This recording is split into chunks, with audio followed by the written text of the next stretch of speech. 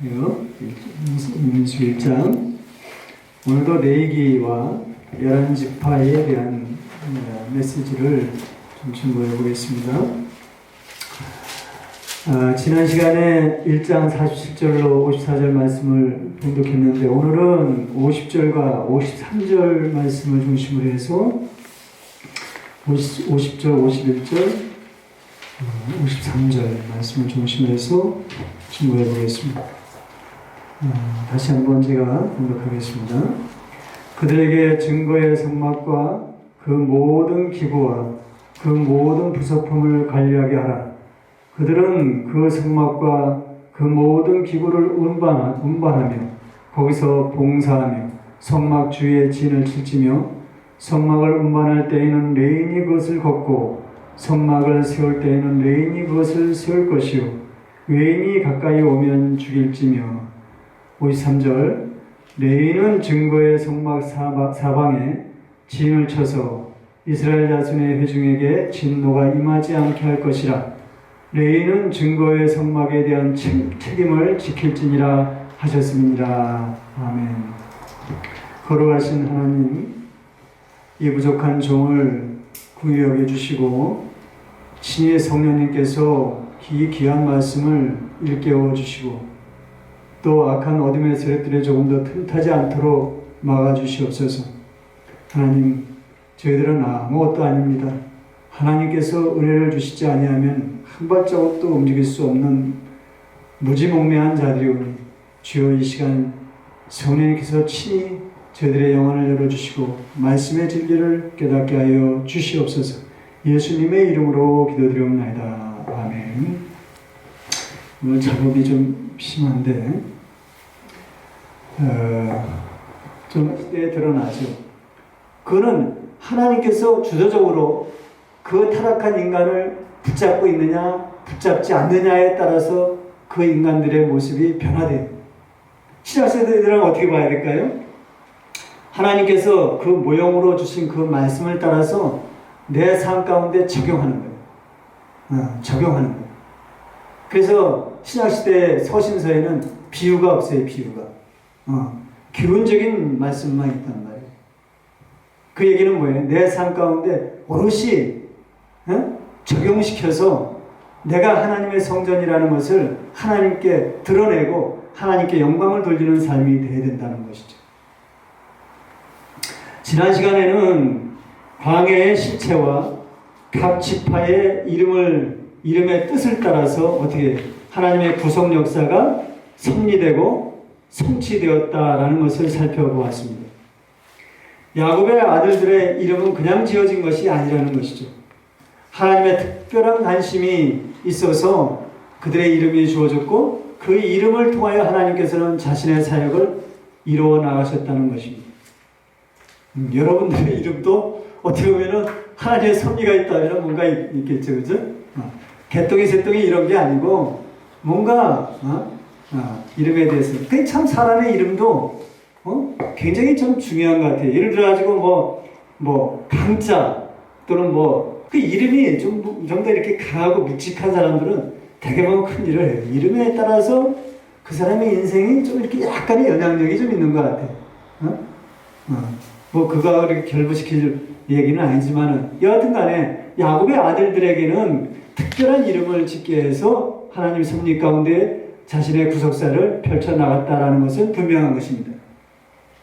무엇보다도 우리들에게 이 이스라엘 11개 지파에게 주어지는 영적 싸움과 레위 지파에게 주어지는 하나님 중심의 삶, 즉 성결, 거룩의 삶은 서로 분리될 수 없으며 이 두 가지의 병행된 삶이 아니면은 결코 광야 같은 이 세상을 온전하게 승리하며 가나안 땅 천국에 들어갈 수 없다라는 사실을 우리에게 보여주고 있는 것이에요.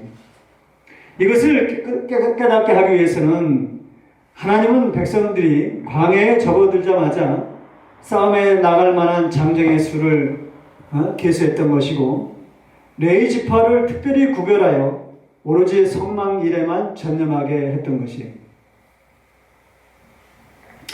오늘부터는 광야를 통과하기 위해서 하나님께서 어떤 방법을 우리에게 주시고 있는가, 이런 걸 좀 살펴보면서 우리가 좀 더 하나님의 지혜를 얻는데 또 성화의 기회로 삼는데 도움이 되기를 좀 바라겠습니다. 여러분, 기후가 완전히 변했다는 것은 여러분 다 알죠. 완전히 변했어요. 오늘도 영하 1도예요. 1도가 됐어요. 갑자기 어제까지만 해도 여름 날씨였던 것이 갑자기 이렇게 변했어요. 가을이 없어진 것 같아요. 옛날에는 눈도 많이 오고 하늘에 별도 많고 이랬었는데 또 사만사원이라는 그런 기후의 변화도 아주 뚜렷했잖아요. 근데 지금은 종잡을 수가 없어요.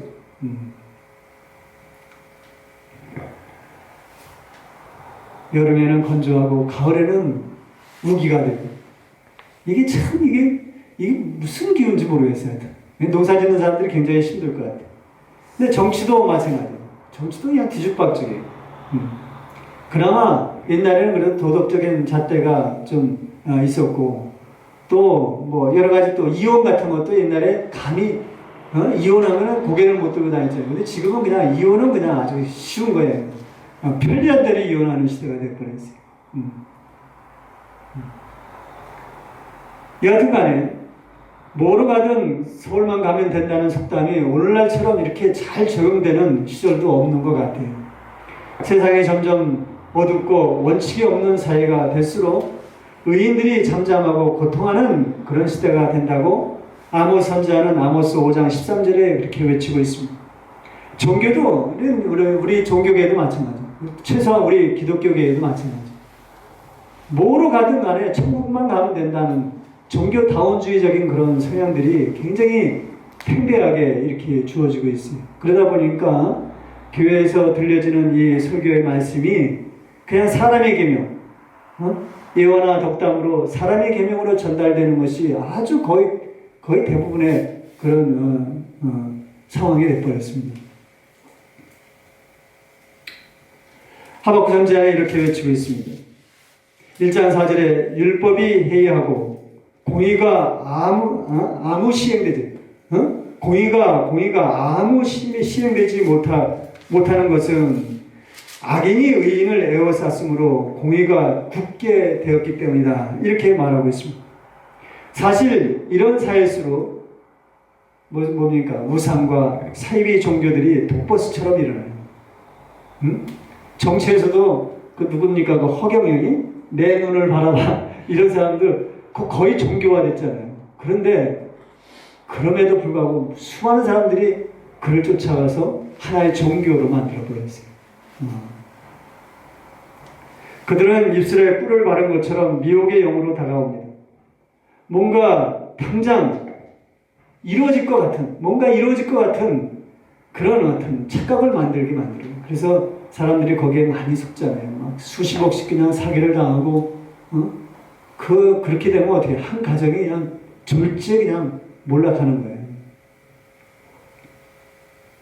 정도가 없어요, 정도가. 공법이 사라졌어요. 여러분, 자연에도 일정한 법이 있고 인간 세상에도 윤리적이고 도덕적인 아주 서로 공감할 수 있는 법이 있는 법입니다. 그러나 지금은 자연의 법도 인간 세상에 이런 최소한의 윤리적이고 도덕적인 그런 법도 찾아보기 어려운, 도저히 상식적으로도 납득하기 어려운 일들이 아주 너무나도 많이 일어나요. 여러분 뭐 대선에도 보면은 대선 주자가 이거 했더니 뭐가 보여요? 이거 했더니 뭐가 보였어요? 왕자가 이런 상황이 됐어. 물론 그분을 내가 반대하는 건 아니지만은 공허한 종교심만 남아있는 타락한 인간의 실체가 아닐 수 없습니다. 그러나 수많은 종교와 우상이 있을지라도 오직 의의 길은 한 길뿐이 없습니다. 문제는 그 길을 아무에게나 주어지는 것이 아니라는 데 있어요. 여러분, 이것을 달리 말하면 누구나 자기 길을 마음대로 갈 수가 있어요. 마음대로 자기 멋대로 갈 수가 있어요. 그러나 그것이 정도인지 아니면 함정인지 그것을 알지 못해요. 그러니까 어떻게 해요? 늘 불안하고 초조한 겁니다. 그럼 늘 불안하고 초조해요. 확신이 없어요. 그래서 하나님께 그 길을 인도함을 받는 자가 복된 자다. 이렇게 말할 수 있는 것입니다. 그런데 하나님의 인도함을 받는 자에게는 하나님이 원하는 것이 있어요. 그냥 주어지는 게 아니에요. 하나님의 인도하시는 길에는 우선 아까 말씀드린 대로 백성들로 하여금 자기 굴복을 원하고 있는 것이. 자기 생각으로 가는 것은 일단 멈춰야 돼. 무조건 멈춰야 돼. 내가 가면서 이게 내 길이 이게 옳은가 아닌가 이거 생각하는 게 아니라 내가 가는 이 과정에서 내가 내 생각대로 가느냐 하나님의 생각대로 가느냐 이 출발점에서 이걸 먼저 생각해야 된다는 거예요. 대개 보면은 내가 가는 길이 맞나 안 맞나 이 생각하죠, 그죠? 그런 생각이 아니에요. 내가 가고 있는 이 시점에서 내가 내 생각대로 가고 있느냐 아니면 하나님이 원하는 그 인도하심을 따라 가느냐 이게 문제지. 내가 제 가는 길이 제대로 가느냐 안 가느냐 그 고민이 문제가 아니에요. 여러분 그걸 잘 아셔야 돼요. 그래서 무조건 멈추라. 무조건 멈추라. 하나님의 백성들로 하여금 이 굴복을 원하시는 이유는 간단합니다. 마땅히 피조물이라면 전적으로 창조주 하나님의 명령만을 따라야 하고 그의 형상을 드러내며 살아야 한다는 본분이 있기 때문에 그래요. 뭡니까? 내가 하나님의 창조함을 받았다면 전적으로 그의 생각을 따라서 하나님의 뜻을 따라서 나가야 하고 그 형상, 하나님이 인격적으로 주어지는 이 형상을 따라서 내 주변 내 여건에 그것을 나타내도록 그 의무, 본분을 주셨다는 것입니다. 이것이 최초 아담에게 주어지는 의무와 동일한 것입니다. 그러나 인간은 타락한 후 심히 목이 곧은 백성이 되어버렸어요. 무조건 옳다는 거예요. 내가 가는 길이. 그게 옳은지 정도인지도 그건 중요한 게 아니에요. 내가 가는 게 맞아. 이것부터 내려놓으라는 거예요. 나는 정말 예수님 만나기 전에는 그런 모습이었어요. 내가 병 들어가지고 완전히 꼬꾸라져가지고 폐인이 될 때까지 나는 그걸 놓지 않았어요. 내가 제대로 가고 있는데 내가 왜 이러지? 왜 이러지? 이것만 생각했던 것 같아요. 여러분 이게 중요합니다. 하나님은 이것을 잘 알기 때문에 백성들을 광야로 몰아넣어서 일정 기간 연단의 시간을 갖게 하신 것입니다. 여러분 만약 이것이 없다면 어떻게 될까요? 만약 연단의 시간이 없다면 어떻게 될까요?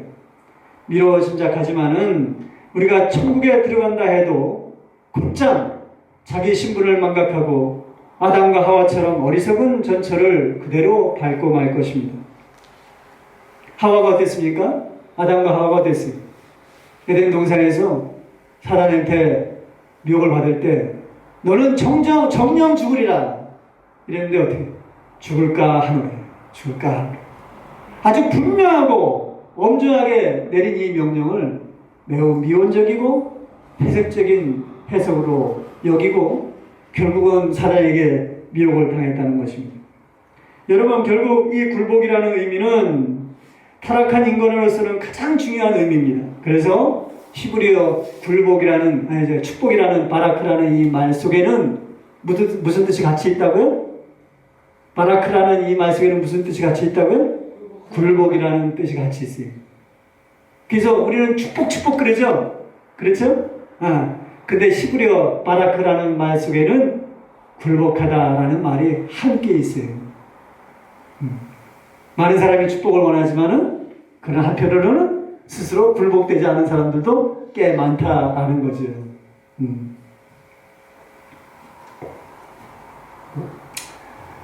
여러분 옛날에는 군대 생활을 몇 년 했어요? 한 3년 했어요. 옛날에는 훈련이 얼마나 센지 그냥 한번 아주 푸덕푸덕한 얼굴로 군대 갔다가 아주 그냥 각지고 그냥 근육 시커멓고 이런 모습으로 지도에서 나와요. 그러면 사람들이 뭐라 그래요?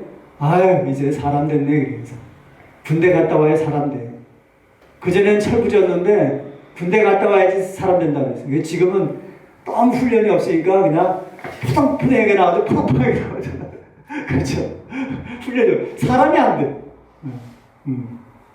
마찬가지로 하나님은 백성들의 높아진 마음을 낮추기 위해서 연단과 훈련의 이 요긴한 방법을 선택하고 계신 것입니다.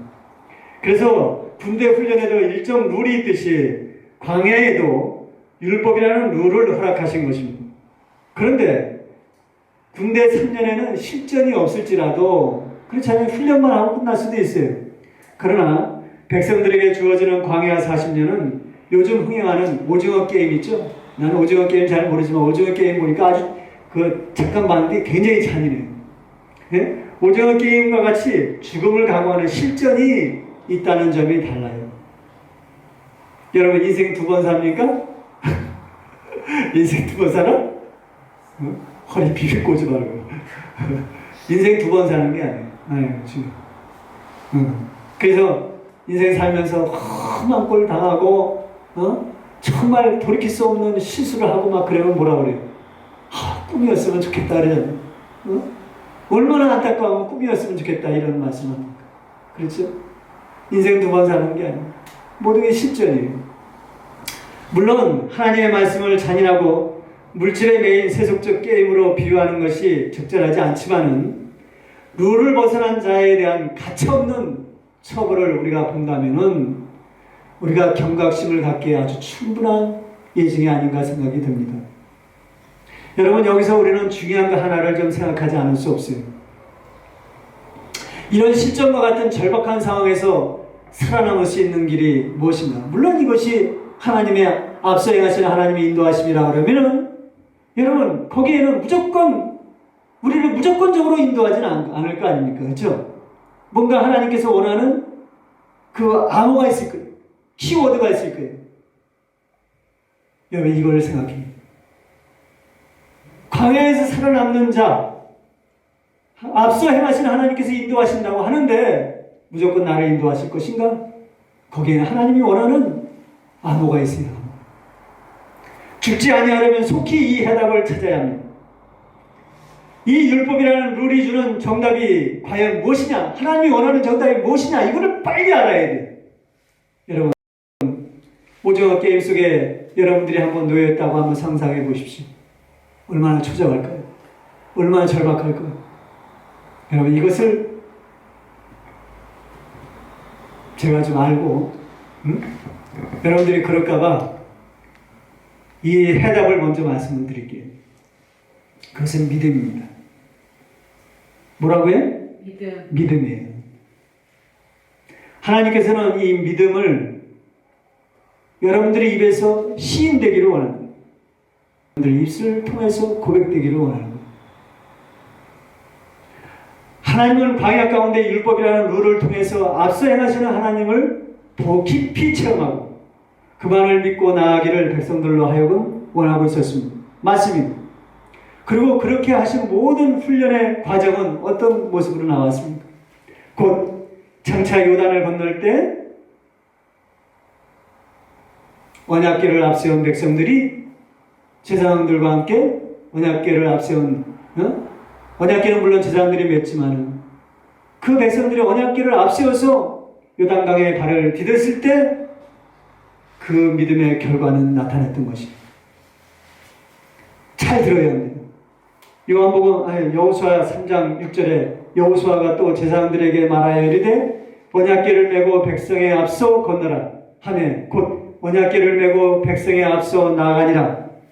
요단이 곡식 거두는 시기에는 항상 언덕에 넘치더라. 요단강이 곡식 거두는 이 모백 시절에는 이 요단강이 범람했다고 그래요. 지금은 요단강은 어때요? 냇가리죠? 조그만 냇가리인데 옛날에는 상황이 틀렸던 것 같아요.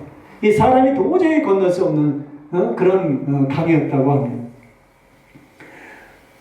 궤를 맨 자들이 요단에 이르매 궤를 맨 제사장들의 발이 물가에 잠기자 곧 위에서부터 흘러내리던 물이 그쳤더라. 여호와의 언약궤를 맨 제사장들은 요단 가운데 마른 땅에 굳게 섰고 그 모든 백성이 요단을 건너기를 마칠 때까지 그 모든 이스라엘은 그 마른 땅을 건너갔더라. 여러분 뭡니까? 요단강이 갈라지고 백성들이 마른 땅을 밟고 건널 수 있었던 것은 바로 언약궤를 맨 제사장들과 백성들의 하나된 믿음이었다라는 거예요. 믿음. 반대로 이 믿음이 없었다면 어떻게 될까요? 백성들이 요단강을 건널 수 있겠습니까? 믿음으로 발을 딛지 않았다면 백성들이 요단강을 못 건넜을 겁니다. 결국 광야의 연단은 이 믿음을 단련하려는 하나님의 의도가 숨겨 있다는 것을 알 수가 있습니다.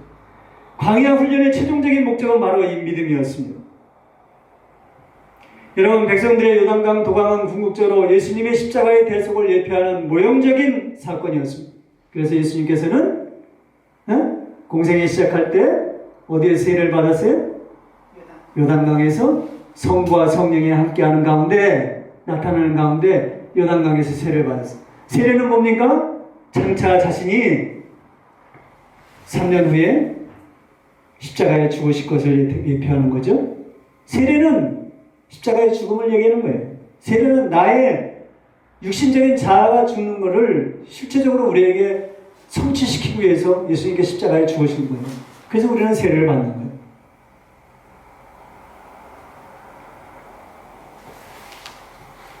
그렇다면 우리가 예수님의 십자가의 대속으로 죄사함을 받고 믿음을 가졌다면 그 믿음이 온전한지를 이해하려면 어떻게 해야 됩니까? 반대로 백성들의 광야 생활을 깊이 되돌아보고 그 의미가 무엇인지를 알고 거기서 깨닫고 내 믿음을 돌이켜봐야 한다는 거예요. 그래서 민수기는 그래서 중요합니다. 결국 광야에 처한 백성들이나 세상에 살고 있는 우리가 그토록 쉽게 입에 달고 살았던 이 믿음이라는 것이 벽에 걸려있는 그런 표면적인 그런 그림 같은 것이 아니라는 거예요. 백성들이 광야 가운데에서 그렇게 고통스럽게 다녔던 그렇게 무겁고 엄중하고 역동적인 끊임없이 다듬어져야 될 살아있는 그런 믿음이라는 거예요. 우리는 믿으면 구원받는다. 쉽게 얘기하죠. 그렇죠? 그러나 이 믿음은 살아있는 거예요. 살아있는 거예요. 생명력이 있는 겁니다. 그러기에 우리에게 주어지는 이 현실을 어떤 경우든지 간에 어떻게 두려워하지 말고 담대하게 하나님께서 이 믿음을 연단하기 위해서 주어진 것이라고 여기고 그냥 받아들여야 돼요. 아까 말씀드린 대로 내가 살고 있는 터전 가운데에서 내 생각으로 가고 있느냐, 이게 아니라 하나님께서 이 믿음을 연단하기 위해서 하나님의 의도된 계획에 의해서 가고 있기 때문에 하나님의 인도하심이라는 사실을 깊이 깨닫고 그런 삶을 살아가는 것이 온당하다는 것을 우리에게 보여주고 있는 것입니다. 그래야 백성들이 요단을 건널 때 이 믿음을 썼던 것처럼 우리가 최종적으로 예수님의 재림 때 뭘 써야 돼요? 뭘 써야 된다는 거예요? 믿음을 써야 돼요. 믿음을 최종적으로 믿음을 써야 돼요. 그래서 예수님은 여기에 대해서 분명하게 말씀하는 것이 있었습니다. 예수님은 억울한 과부의 사정을 예로 들어서 여러분 잘 아시죠? 불의한 재판관 가운데 있는 억울한 과부 있죠? 거기에서 이 말씀을 하고 있어요. 누가복음 18장 10절에 하물며 하나님께서 그 밤낮 부르짖는 택한 자들의 원한을 택한 자들의 원한을 풀어주지 아니하시겠느냐? 그들에게 오래 참으시겠느냐? 내가 너에게 이르노니 속히 그 원한을 풀어주리라. 그러나 인자가 올 때 세상에서 믿음을 보겠느냐? 세상에서는 믿음을 볼 일이 없단 말이에요. 마치 도치법처럼. 그러나 그의 택함 받은 백성에게는 뭘 본다는 거예요? 믿음을 보겠다는 거예요. 믿음을. 이해하시죠? 믿음을 보겠다. 그래서 여러분 예수님께서 재림할 때 여러분 하나님께서 지금 이 세상에 여러분들이 살고 있죠? 광야 같은 세상에 살고 있죠? 그러나 믿음을 연단하기 위해서 여러분 살고 있어요. 그러나 예수님께서 재림할 때 어떻게 해요? 아무 되라. 군대 보면은 저기 오면 아무 딱 되잖아요. 그죠? 아무! 그래요. 아무가 틀리면 저거로 쏴 죽여요. 어지럽게 있잖아. 아무를 대해. 근데 여러분, 믿음이라서 다 같은 믿음인가요? 여러분, 믿음에는요, 오묘한 오묘한 아주 그 숨어있는 코드가 있어요. 여러분 믿는다고 해서 다 믿음이 아니에요. 그래서 그런지 몰라도 히브리어에는 그 알파벳마다 다 숫자가 있어요. 여러분 성경은요 정말 연구하면 연구할수록 막 소름이 막 끼쳐. 나 지금 이게 얘기하면서 소름이 끼쳐요 지금. 히브리어에는 다 숫자가 있어요. 숫자가 있어서 이 숫자가 정확하게 이 말씀을 끼워지면서 이게 숫자가 조합돼서 하나의 형태를 만들어버려요. 그래서 믿음에는요 거기에 하나님께서 원하는 코드 번호가 있어요. 열쇠는 뭐야? 번호표 열쇠 보면 번호가 맞아야지 키가 열리죠. 그렇죠? 그처럼 여러분 예수님께서 재림하는데 문을 두드려요. 내가 그 열쇠가 없다면은 코드 번호가 맞지 않는다면은 열리지가 않아요. 주여 주여 하는 자마다 다 내게로 올 것이 아니요 주의 뜻에 합당한 자만 들어온다라는 그 말씀이 여러분들 귓가에 들려야 되는 거예요. 여러분 이 말씀을 여러분 중심에 깊이 새겨야 돼요. 믿음 그냥 교회 나 교회 다닌다 그래서 믿음 얘기하지만 그 믿음이 그냥 믿음이 아니에요. 이 광야라는 가운데에서 얼마만큼 그가 하나님의 지식 안에서 온전하게 깨닫고 그 진리를 온전하게 받아들이고 그 안에서 하나님께서 원하는 그 코드, 암호를 제대로 인식하고 있느냐 이게 중요한 것입니다. 결국 광야 가운데에서의 믿음이나 세상 가운데 있는 우리의 이 믿음은 천국을 향하여 지경을 넓혀가는 전투의 산물이라고 할 수가 있습니다. 마지막 심판을 피하는 열쇠와 같은 거예요. 뭐와 같다고요? 열쇠와 같은 거예요. 열쇠는 아무나 열지 못하죠. 그죠? 나만 소중히 가지고 있는 열쇠예요. 남 주면 어떻게 되죠? 안 되죠. 그죠? 그래서 마태복음 11장 12절에 세례 요한의 때부터 마태에 이렇게 말하죠. 세례 요한의 때부터 지금까지 천국은 침노를 당하나니 침노하는 자는 빼앗느니라. 이게 담대하게 나가야 돼 세상은. 담대하게. 여러분 방해를 직면한 백성들을 보면서 우리가 얻을 수 있는 이 교훈은 이 온전한 믿음, 온전한 방향성을 갖고 굳게 마음을 정해서 나가는 거예요. 고린도전서 16장 13절에 바울은 이렇게 권면하고 있어요. 우리가 믿음에 깨어있어서 항상 깨어있어서 남자답게 강건하여 담대하게 천국을 향하여 영적 싸움을 싸워나가는 이것을 권면하고 있는 것입니다. 오늘 이렇게 레인의 직무와 다른 11지파의 진영에서 어느 정도 이것을 엿볼 수가 있습니다. 첫째, 레인의 직무 50절에 뭐라 그랬어요? 50절에 뭐라 그랬어요? 그들은 증거의 성막과 그 모든 기구와 그 모든 부속품을 관리하게 하라. 그들은 그 성막과 그 모든 기구를 운반하며 거기서 봉사하며 성막 주위에 진을 칠지며 성막을 운반할 때 주어진 이 말씀이 나오고 있습니다. 여러분 레위인들의 이러한 모습은 그들이 하나님의 중심의 예배적 삶을 살고 있다라는 것입니다. 성막은 하나님의 언약궤가 있는 곳이죠. 그죠? 이곳을 하나님이 거룩히 구별했다는 것은 하나님과 백성들과의 언약은 절대 변개할 수 없다라는 증표인 것입니다. 누구도 범접할 수 없는 하나님의 절대적 주권이 있음을 나타내는 말씀입니다. 따라서 구별되지 못한 자들의 접근은 곧 하나님의 주권을 침범하는 것이 되므로 죽임을 당하고 맙니다. 단지 민수기 3장 13절에 기록한 대로 하나님은 레인을 출애굽 당시 애굽의 10번째 장자 제왕에서 어린 양의 피로 살아난 이스라엘 장자들을 대신해서 하나님의 소유로 삼았습니다. 그리고 바로 이들에게 따로 구별을 해서 그들에게 성막에 거하는 자격을 허락했던 것입니다. 결국 성막은 하나님의 소유된 자들만이 하나님의 임재 가운데 거할 수 있다라는 것을 예표하는 말씀이시죠. 그것은 어린 양의 피에 근거합니다. 레위인이 따로 거룩하게 구별된 것은 바로 어린 양의 피에 근거한 거예요. 여러분, 성막에 거할 자격이 어린 양의 피에 있다면 뭡니까? 레인의 이 명분은 바로 예수 그리스도의 십자가의 피 흘림으로 제사함을 받은 우리들이 아니겠습니까? 우리들도 하나님의 성전에 거할 자격이 주어졌다는 의미가 되는 것이죠. 여기서 여러분, 거룩이라는 말이 나오는 겁니다. 거룩. 다시 말해서 이 제사함을 받은 이 거룩이라는 말은 죄와 완전히 분리를 말하는 것입니다. 카도시라는 이 거룩이라는 말은 죄에서의 분리.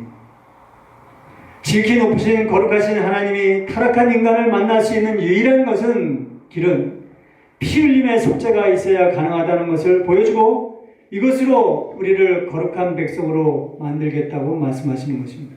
이것이 모세율법에 오롯이 기록되어 있어요. 레위기 17장 11절에 육체의 생명은 피에 있음이라 내가 이 피를 너희에게 주어 제단에 뿌려 너희의 생명을 위하여 속죄하게 하였나니 생명의 피에 있으므로 피가 죄를 속하느니라.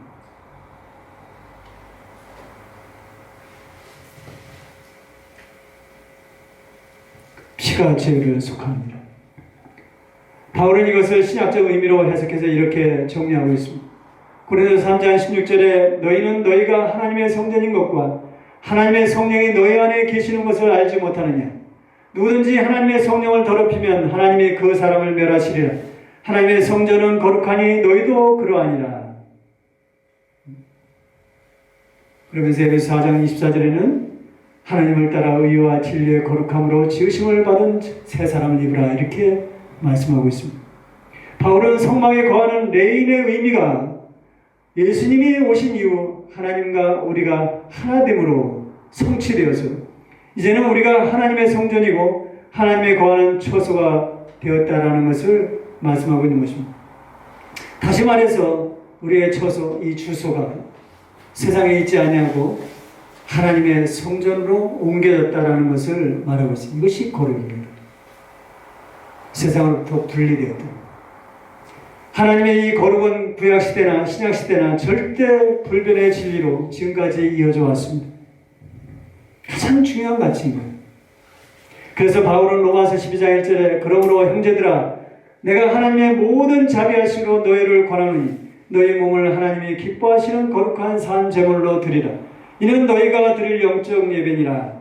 너희는 이 세대를 본받지 말고 오직 마음을 새롭게 함으로 변화를 받아 하나님의 선하시고 기뻐하시고 온전하신 뜻이 무엇인지 분별하도록 하라. 주소가 틀립니다. 절대 세상과 합할 수가 없습니다. 어떻습니까? 죄는 나와 우리 주변에 널려 있어요. 내가 집을 나서는 순간 문 앞에 웅크리고 있는 것이 죄입니다. 이런 환경에서 우리가 살고 있고 그 죄성을 어떻게 따돌릴 수 있을까요? 이런 가운데서 우리를 구별해서 거룩한 삶을 살 수 있도록 하신 것이 얼마나 하나님의 축복입니까? 우리는 성막에 임재하시는 하나님을 마치 공중에 떠있는 풍선처럼 여기서는 안 돼요. 항상 두려워해야 됩니다. 삼가 조심해야 되고 항상 두려워해야 합니다. 오늘 본문에 외인이 가까이 오면 죽일지니 이렇게 말씀하고 있습니다. 여기서 외인은 레위 지파를 제외한 다른 지파나 또는 넓게는 이방인을 지칭하는 말입니다. 왜 그렇습니까? 그 의미가 바로 여기에 있습니다. 레인의 근본 의미는 어린 양의 피 흘림으로 살아난 장자를 대신해서 하나님의 소유의 명분을 얻은 자들이라 했습니다. 명분입니다. 중요합니다. 이 명분이 중요합니다. 속죄의 명분이 없는 자들은 성막에 거할 자격이 없다라는 것이죠. 우리는 이것을 출애굽 당시에 나타난 하나님과 백성들 사이에 이루어진 이 시내산 언약 체결식에서 충분히 이걸 볼 수 있습니다.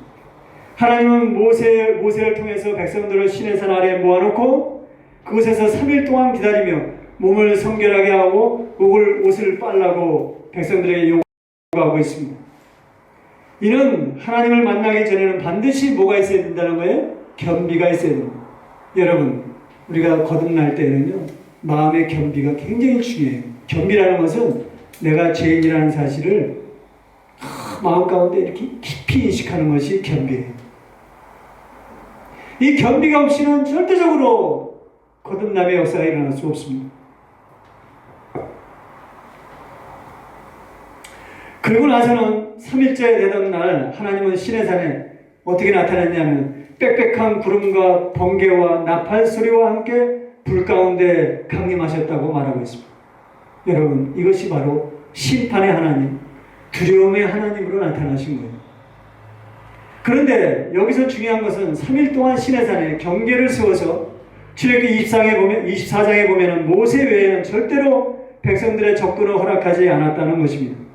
출애굽기 19장 12절에 너는 백성들을 위하여 주위에 경계를 정하고 이르기를 너희는 산과 산에 오르거나 그 경계를 침범하지 말지니 산을 침범하는 자는 반드시 죽임을 당할 것이다. 물론 모세는 그 이름의 뜻이 건져낸 자라는 뜻으로 레위와 동일한 속죄 명분이 있음을 짐작하지만은 무엇보다도 여기서 우리가 생각할 수 있는 것은 하나님의 이 거룩성은 절대 죄성을 가진 인간으로서 인간에 의해서 어떻게 손상되거나 침범될 수 없다라는 하나님의 의지가 담겨 있는 것입니다. 결국 3일째 되던 날에 하나님은 백성들을 대신한 모세와 십계명과 언약문서를 주면서 언약 체결을 한 후에 백성들로 하여금 번제와 화목제를 드리게 합니다. 그리고 그 언약의 제사를 드리고 그 피를, 언약의 피를 백성들로 하여금 받고 백성들을 거룩하게 한 후에 자신의 거룩한 모습을 드러내며 백성들과 함께 먹고 마시며 기뻐했던 것을 우리는 볼 수 있습니다. 출애굽기 24장 10절에 이스라엘의 하나님을 보니 그의 발 아래에는 천국을 편듯하고 하늘같이 청명하더라. 여러분, 좀 전에는 어떻게 두려움의 하나님, 심판의 하나님으로 보였죠? 근데 지금 어떤 하나님으로 보였어요? 언약이 체결된 다음에는 평강의 하나님, 은혜의 하나님으로 보인 거예요. 얼마나 신기한 거예요. 평강의 하나님, 은혜의 하나님으로 보였어요. 그리고 나서 24장 11절에 하나님이 이스라엘 자손들의 존귀한 자들에게 손을 대지 아니하셨고, 죽임을 당했는데 이제는 손을 대지 아니하셨고 그들은 하나님을 뵙고 먹고 마셨더라.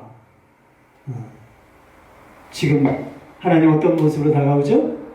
하나님께 순종하는 이 은혜의 시대에는 평강의 하나님, 은혜의 하나님으로 다가와서 내 안에서 함께 먹고 마시고 기뻐하시는 하나님이라는 거예요. 얼마나 복된가요? 그렇죠? 여러분, 번제와 화목 3일째 되던 날에 번제와 화목제를 드렸다는 건, 번제라는 건 위로 올라가는 제사예요. 화목제는 수평적인 제사예요.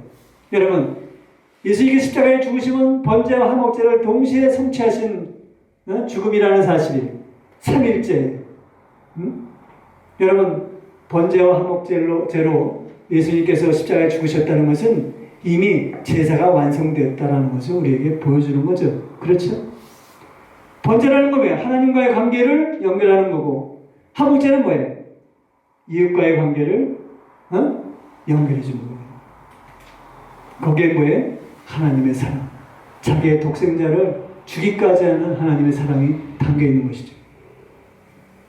여러분, 하나님이 구원의 상징인 시내산 언약 체결에서 이런 모습으로 나타나셨다면 우리가 죄에 대해 얼마나 엄하게 생각해야 하며 성결의 가치를 얼마나 소중하게 여겨야 할지를 알 수가 있습니다. 그래서 하나님을 경외하다라는 이 야레라는 히브리어에는 뭐가 또 있다고요? 무슨 말이 또 담겨 있겠어요? 한번 몰라도 지금까지 말씀 전한 거에 보면 진짜 갈 수 있잖아요. 무슨 뜻이 있겠어요? 경외하다라는 야레 속에는 불복하다. 틀렸어요. 무슨 뜻이 있겠어요? 아까 말씀드렸잖아요. 두려워하다 라는 말이 함께 있어요. 그래서 성경에 두려워하라 뭐 이런 말에도 이 야레라는 말을 쓰고 또 경외하다 라는 말에도 야레라는 말을 써요. 참 히브리어는 참 하여튼 신비로운 언어예요. 예수님은 말씀하십니다. 마태복음 10장 28절에 몸은 죽여도 영혼은 능히 죽이지 못하는 자들을 두려워하지 말고 오직 몸과 영혼을 능히 지옥에 멸하실 수 있는 자를 두려워하라. 오직 했으면 예수님께서 마가복음 9장 45절에 뭐라 그랬어요? 만일 네 발이 너를 범죄하게 하거든 찍어버리라. 발이 저는 자로 영생에 들어가는 것이 두 발을 가지고 어디에 들어가는 것보다 낫다고요? 지옥에 들어가는 것보다 낫다 이게. 응? 만일 네 눈이 너를 범죄하게 하거든 빼어버리라. 한 눈으로 하나님 나라에 들어가는 것이 두 눈을 가지고 지옥에 들어가는 것보다 낫다 이게. 얼마나 해서 이렇게 말씀하시겠습니까? 얼마나 엄중합니까? 그럼 마지막으로 말씀을 좀 맺으면서 레인에 대한 또 한 가지 교훈을 좀 전하고자 합니다. 우리가 또 생각해야 할 것은 성막 직무를 담당하는 이 레위 지파에게는 중요한 책무 하나가 더 있다는 사실. 53절 한번 보겠습니다. 레위는 증거의 성막 사방에 진을 쳐서 이스라엘 자손의 회중에게 진노가 임하지 않게 할 것이라. 이렇게 말하였습니다. 레위는 증거의 성막에 대한 책임을 지킬지니라. 여러분, 이스라엘 공동체에 죄가 들어오지 않도록 하나님 중심의 거룩한 삶의 모범을 보이라는 거예요. 모범을 보이라. 이스라엘 11지파는 뭐예요? 광야에서 대적들과 싸우는 최전선에 놓여 있어요. 그만큼 상처받기 쉽고 또 지치고 힘들고 위로가 필요한 자들일 수 있습니다. 레위인들은 그러한 그들에게 성막 중심의 삶을 살면서 하나님의 오묘한 뜻을 깊이 깨달아 백성들 가운데 나타내기를 하나님께서 원하고 있었던 거예요.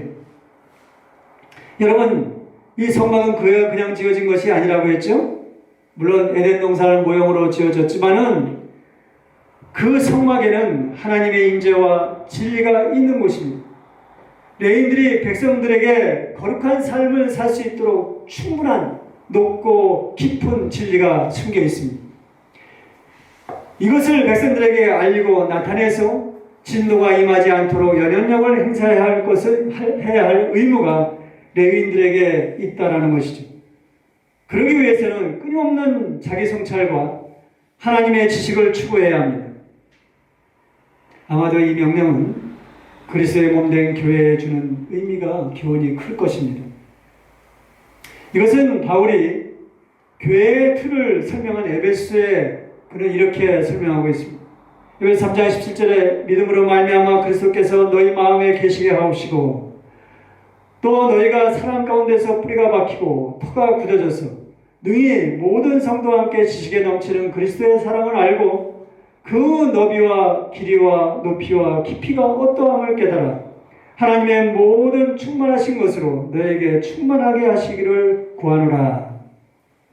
그래서 한 교회 목사가 말씀 연구에 청렴하고 기도하고 거룩한 삶의 모범을 보여야 되는 거예요. 또 여러분들 가정에서도 여러분들의 위치가 있어요. 그 위치에서 내 삶, 내 한 개인의 삶뿐만 아니라 내 개인의 삶에서도 내가 속사람으로서 리더가 되어야 되고 한 가정에서도 내가 말씀의 깊이를 깨달아서 리더의 역할을 해야 되는 거예요. 응?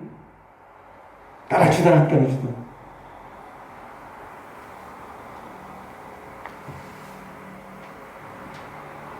우리의 교회뿐 아니라 우리 가정과 직장과 또 각자의 여러 삶의 터전 절반에 거쳐서 나의 삶이 레위 지파와 같이 성전 안에서의 거룩한 삶의 뿌리를 깊이 박아야 돼. 그게 중심축이 중요해요. 이사야 54장 2절의 말씀처럼 내 말뚝을 깊게 하고 그 지경을 넓히기 위해서 줄을 길게 하라고 그랬어요. 여러분, 말뚝에 매어진 이 줄은 아무리 길게 해도 말뚝을 벗어나지 않잖아요. 그렇죠? 내 마음을 남자답게 담대하게 이 세상을 향하여 펼쳐나가는 그런 삶을 살 수 있다는 거예요. 그러기 위해서는 말뚝을 깊게 박아야 돼요. 에레미야서 6장 16절에 뭐라고 그랬습니까? 여호와께서 이와 같이 말씀하시되 너희는 길에 서서 인생의 길에 서서 이쪽 길 곧 선한 길이 어디인지를 알아보고 그리로 가라. 너희 심령이 평강을 얻으리라. 처음에 하나님께서 우리에게 주신 이 진리의 말씀이 뭔지를 제대로 깨달아야 된다. 계속 살펴봐야 된다. 우리는 어떻습니까? 질그릇과 같이 오염되기 쉬워요. 이 시대 얼마나 급변하는 시대입니까? 이 급변한 시대에 수많은 가치들과 문화들과 이런 가운데서 우리의 마음이 잘못된 길로 가기 쉬워요. 그래서 이 신앙, 하나님께서 처음 주신 이 신앙을 끝까지 지켜 말뚝을 깊게 하고 우리의 삶을 개척해 나가야 된다는 거예요. 데살로니가 후서 3장 6절에 뭐라 했습니까? 형제들아 우리 주 예수 그리스도의 이름으로 너희를 명하노니 게으르게 행하고 우리에게서 받은 전통대로 행하지 아니하는 모든 형제에게서 떠나라. 떠나라 그래서 세상 사람들하고 어울리지 말라 그런 뜻이 아니에요. 가치에 있어서 하나님의 가치와 세상의 가치를 분명히 구분하고 내 자신을 펼쳐나가라는 거예요. 이런 삶이야말로 어떻게 주님이 다시 재림할 때 그 키를 제대로 열 수 있는 귀한 축복된 삶이라는 사실을 오늘 이 말씀에서 우리에게 전해주고 있는 것입니다. 그런 축복된 삶이 되시기를 주님의 이름으로 축원합니다. 네. 찬송가